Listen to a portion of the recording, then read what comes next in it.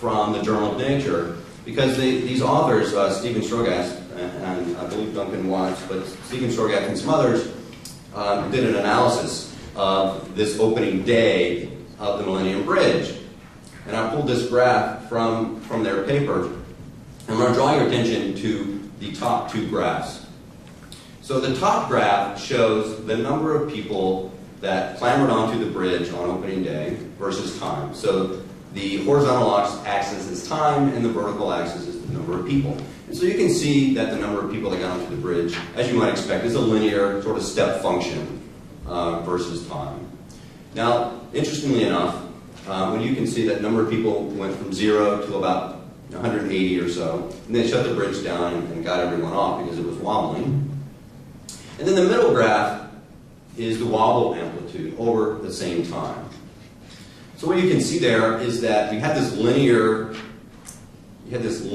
cause, which is the number of people getting onto the bridge, and you can see the nonlinear impact that had on the bridge. In fact, there was little to any noticeable wobble amplitude until suddenly, at around 150 people on the bridge, suddenly began to wobble without really any prior warning. And I read this article and I thought, wow, that's a great example, of course, of financial markets, because this is sort of the way financial markets work, right?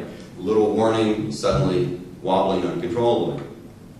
And this is a result of, I believe, of largely or very linear effects, which is people clambering onto the same side of the trade, perhaps, right?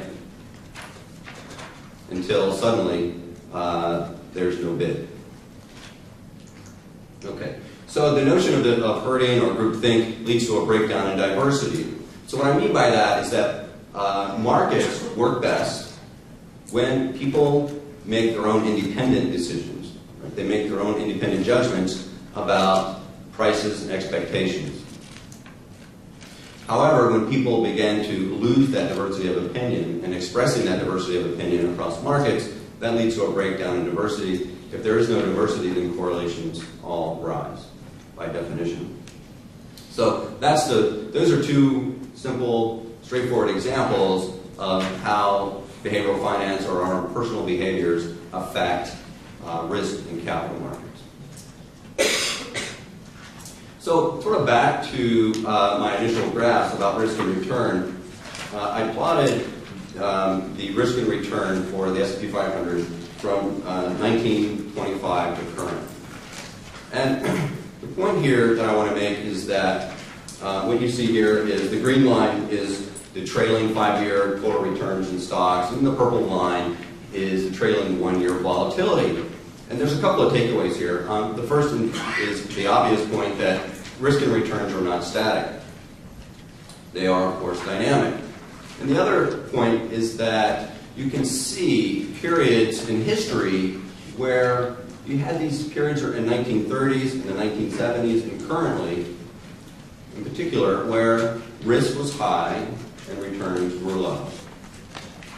So this notion that we hear in the press so often that, well, we're in this unique environment of high risk that we've never seen before, isn't borne out by the data. And we do see periods of high risk and low returns historically. So again, we should build models, build our portfolios with that in mind.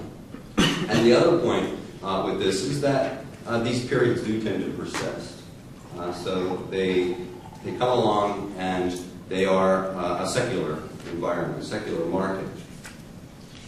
So what does this mean for a portfolio? Well, here's a quick and easy takeaway from what does this mean for a portfolio. If you have environments that are sort of normal, you have environments that are sort of high risk environments. So I just did a very simple calculation of a typical portfolio that's 70% stocks, 30% bonds, which is a fairly common portfolio around the world. And I said, well, what's the overall portfolio volatility for this portfolio in an environment where equities have a 20% standard deviation, which is sort of a normal standard deviation for stocks. And we all know this. The overall portfolio has about a 14% volatility. And that's a volatility that we can all live with, we're all comfortable with, I think, for the most part. It doesn't keep us up at night. However, if we're in a high vol environment, such as what we're sort of witnessing now, we all know that volatility in 2008 went up, implied vol at any rate went up to 80, 90%. So here I've just pulled a high vol environment as being a 60% volatility. And so that you can see the impact of that on our portfolio as a 42%, results in a 42% overall volatility. So that is something that doesn't leave us very comfortable. It makes us very uncomfortable. Keeps us up at night, perhaps. And so when I hear the press, I'm sure folks in this room know this, but when I hear the press, I hear folks say that we're in this different environment, that diversification isn't working.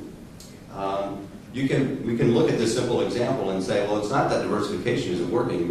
We've built portfolios that are not consistent with the reality of markets. And we need to give thought to what should our portfolios look like such that we can withstand these sort of environments that do tend to persist. So my co-author and I, Sheely, who's here, we wrote a paper in the Journal of Portfolio Management a year or so ago, called attention to lots of these issues and others. And what we claimed in that paper, what we stated in that paper, is that success in portfolio construction requires a dynamic approach. An approach that is able to evaluate risk and return expectations across markets and across time and across market environments. Now, folks oftentimes they'll ask, well, what do you mean by that? And fortunately for this group, we have, well, I'm here, I'm going to give one quick example, and then I know she is going to be talking tomorrow, and he's going to give some other examples as to what this means to us. So hang around, this is going to be a two-part talk, I guess. So what I want to do in the last few minutes that I have here is to give an example of what this means, at least one short, quick example of what this means. And it comes from a paper that James Zhang and I published in the FHA earlier this year. And what the motivation for this paper is this graph here that's in front of us. This graph shows, and folks in this room probably have done this analysis, you've probably seen this in your own research, but what it shows is these are pairwise stock correlations. So this is for each month from 1963 to current, we take the correlations for all pairs, unique pairs of stocks, and then we take the average of those correlations, and that becomes the average correlation for that month, and then we plot that time series, and that's what you're seeing here. So this is pretty interesting in that what we see is that for the most part, small cap, large cap stocks have around 10%, give or take 5%, average correlation with one another over time, from 1963 to around the year 2000. And you can see obviously that around the year 2000, these correlations began to spike and converge. So neither of those two things is good for financial economists building portfolios. Correlations are higher and less diversified. So now, what was about a 10% average correlation is now around 45 or 50, and this is using a trailing 12-month average. I'm sure folks here know if you look at the most recent data, it's even higher. And of course, if you plot this in beta space, you get a very similar outcome. No surprise there. So one needs to ask, well, what does this mean for portfolio construction? What does this mean for us? I mean, if you make no changes in your portfolio construction, given that environment of high correlations, potentially high risk, well, what does that mean? Well, here's one quick and easy takeaway. What I did here was I took the correlation of two hedge fund equity indices, equity long short and equity market neutral. And I correlated that to the MSCI active. And I took a trailing 3-year. And what you can see here is pretty obvious. The skinny line is long short equities, is the index of long short equities based on the Dow Jones Credit Suisse Index. And then the fatter line is equity market neutral. And what we're seeing here, obviously, are very high correlations of around 80% or even higher. So as I tell people around the world, that diversification that you thought you might be getting from your long-short equity manager or equity market neutral manager, if you have a fund of these, perhaps, you may not be getting diversification that you thought you were getting. you should go back and take a look at this. I'm not saying it's true for everyone. Obviously, this is an index. However, this is true for the index. At least that's the data that I have. If folks have different data, please let me know. This is very concerning for me because I think it not only has systematic implications with higher beta, it could potentially have systemic implications. And in fact, sometimes I've called this in the past hedge fund wobble in honor of the Wobbly Bridge. But it does bring to mind the Wobbly Bridge, at least to me. Of course, it means that you're getting less diversification for your small cap and large cap portfolio, and so obviously it means you need more stocks. This is a simulation we did for the two time periods. The last 15 years from like the last 15 to 20 years, from the mid-90s to current, and then 1980 to 1996. And what we did was we plotted the excess volatility of a simulated portfolio to the number of stocks in that portfolio. So the excess volatility is the vertical axis, and the number of stocks is the horizontal axis.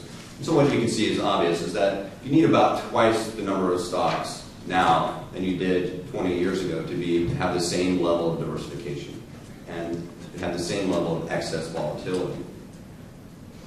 So again, something to be aware of.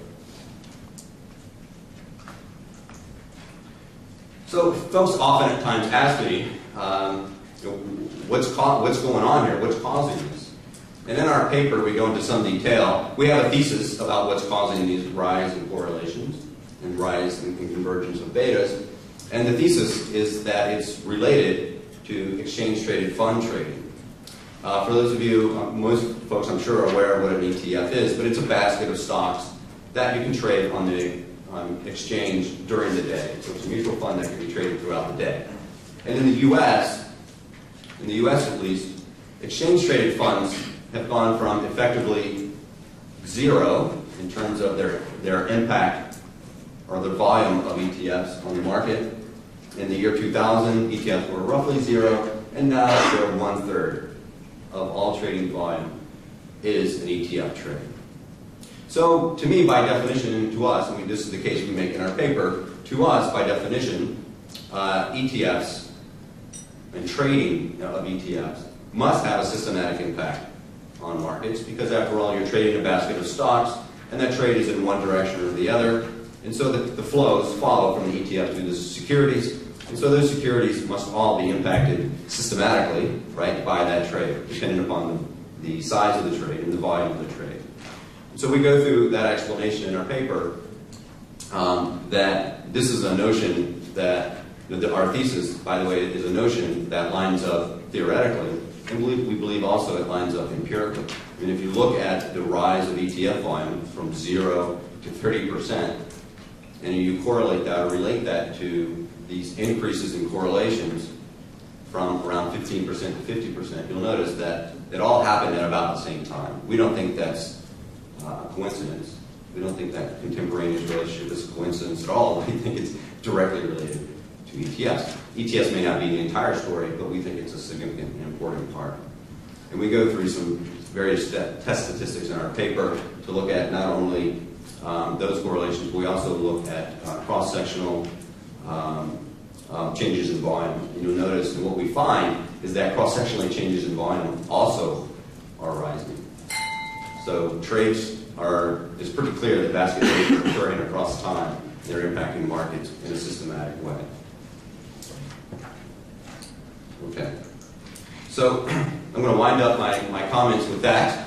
And so I started off with a Yogi Berra-ism board. And so I'm going to end with the Yogi Berra-ism, which is that in theory, there's no difference between theory and practice. In practice, there is. I like for my comments to be relevant for practice.